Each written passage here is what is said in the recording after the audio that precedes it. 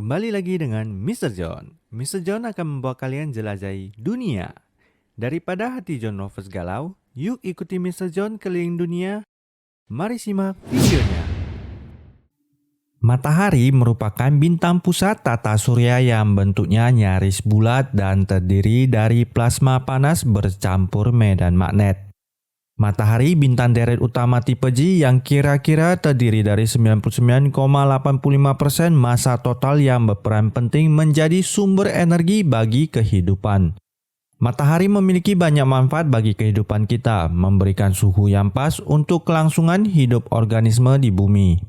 Jumlah yang pas untuk membuat air tetap berbentuk cair, yang mana merupakan salah satu penyokong kehidupan kita.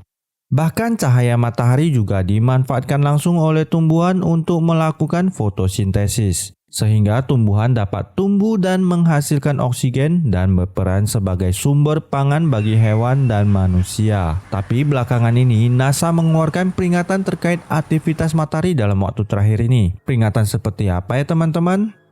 Yuk kita cari tahu.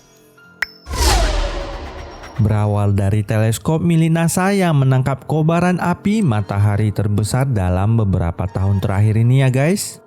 Matahari melontarkan semburan kuat ke bumi. Fenomena ini disebut badai matahari. Dan para ilmuwan memprediksi badai matahari dahsyat kemungkinan akan terjadi dalam waktu dekat yang sebelumnya.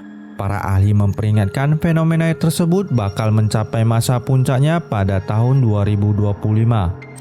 Dan ternyata guys, bakal terjadi lebih cepat dari perkiraan. Badai matahari ini digadang-gadang sebagai yang terkuat, bahkan lebih kuat dari 2017 silam.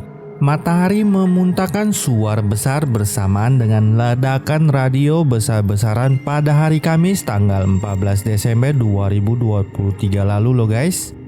Menyebabkan interferensi radio selama 2 jam di beberapa bagian Amerika Serikat dan bagian dunia lainnya. Dilansir para ilmuwan di Administrasi Kelautan dan Atmosfer Nasional Amerika menuliskan, ini kemungkinan merupakan salah satu peristiwa radio matahari terbesar yang pernah dicatat. Ledakan lokal di permukaan matahari yang mengeluarkan radiasi elektromagnetik intens ya guys. Salah satu unit layanan cuaca Amerika Pusat yang menyediakan perkiraan cuaca untuk penerbangan pun mengatakan pihaknya belum pernah melihat hal yang seperti ini. Beberapa pilot juga melaporkan gangguan komunikasi dan dampak terasa di seluruh Amerika Serikat ya guys. Letusan ini terjadi di bagian barat laut matahari. Solar Dynamic Observatory milik NASA menangkap aksi tersebut dalam sinar ultraviolet ekstrim dan merekam gelombang energi yang kuat sebagai kilatan cahaya sangat besar dan terang loh guys.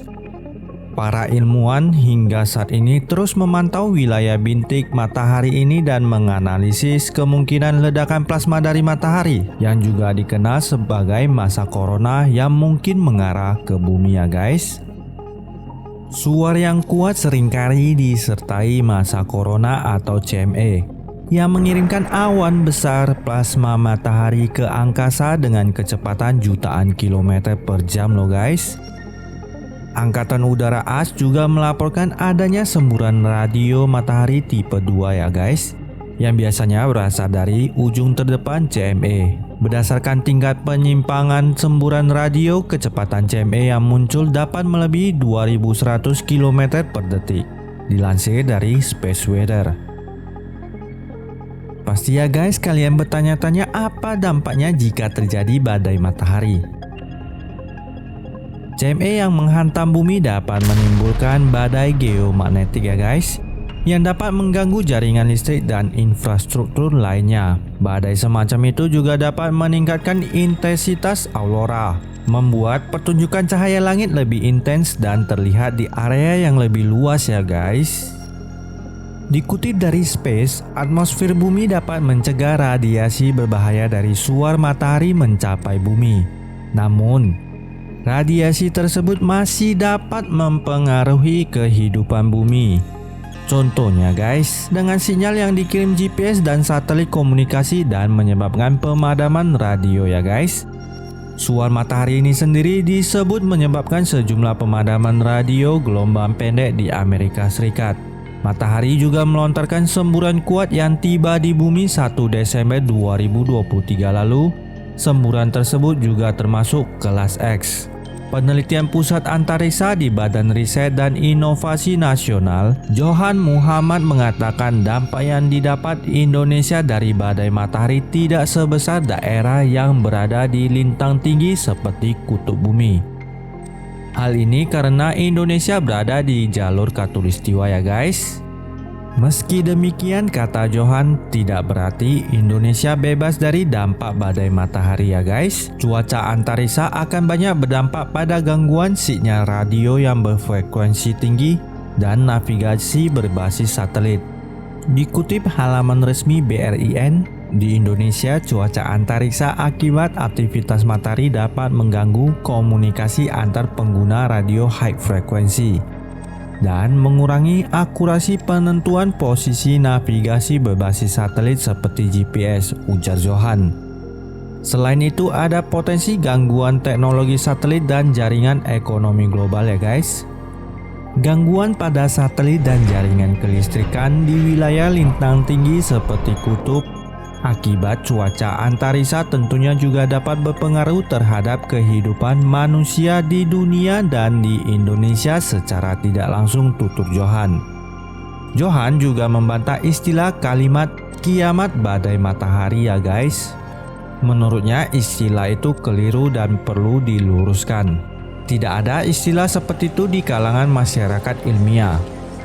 Kita telah hidup lama dan berdampingan dengan cuaca antariksa. Aktivitas matahari rutin terjadi. Yang perlu kita pahami adalah bagaimana prosesnya dan memitigasi dampak negatif semampu kita, ujarnya lagi.